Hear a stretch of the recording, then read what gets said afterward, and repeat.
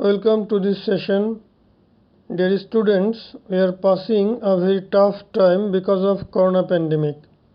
But you all know how important it is to stay at home in the current situation. Hope you are safe at home. Today I will discuss a topic from your textbook. Unit 1, Lesson 1. The Unforgettable History. The unforgettable history means the history which we can't forget. Can you guess which history is mentioned here? It is the historic speech of March 7.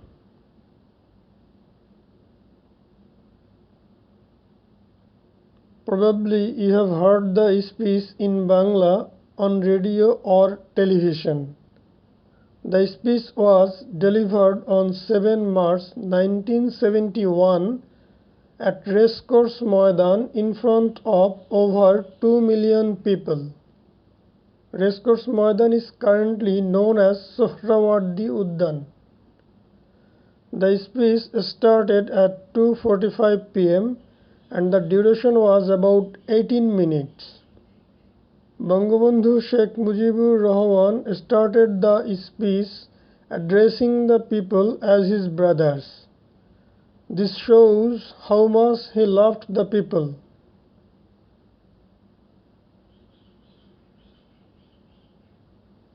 If you go through the speech, you will find that Bangabandhu mentioned 4 conditions for joining the National Assembly on 25 March. Condition 1, the immediate lifting of martial law. Condition 2, the immediate withdrawal of all military personnel to their barracks. Condition 3, the immediate transfer of power to elected representatives of the people. And condition 4, a proper inquiry into the loss of life during the conflict.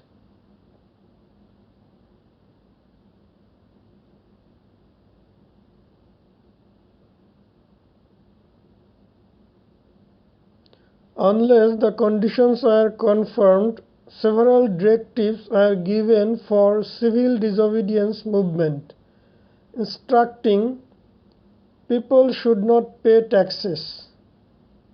Government servants should take orders only from him. The Secretariat, government and semi-government offices and courts in East Pakistan should observe strikes, with necessary exemptions announced from time to time.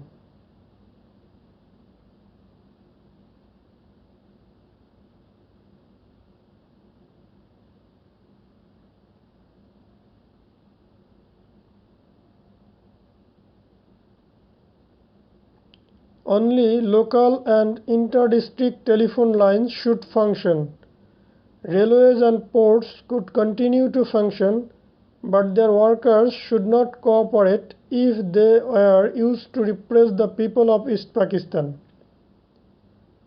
Bangabandhu also gave some other directives to the members of his political party to help the general people.